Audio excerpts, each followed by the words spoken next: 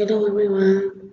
In this video, I will be presenting my digital portfolio of basic English class 1. Starting with my profile. Como pueden ver aquí, my name is Pedro Cruz, occupation student and is in the area of social sciences.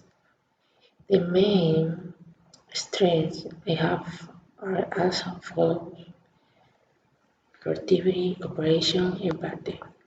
Weaknesses: state, pride, improvement plan to control state fright.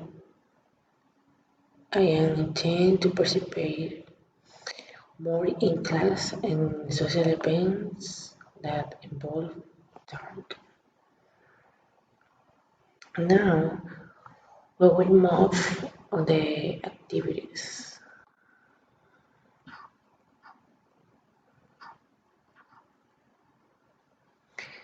The activity I chose was using emerging pedagogies because for me it is one of the most effective when it comes to teaching. What does it consist of?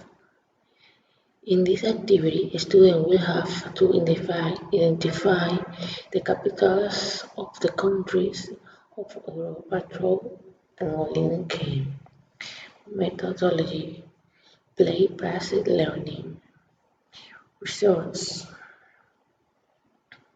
this link guides why to the online game. That's all.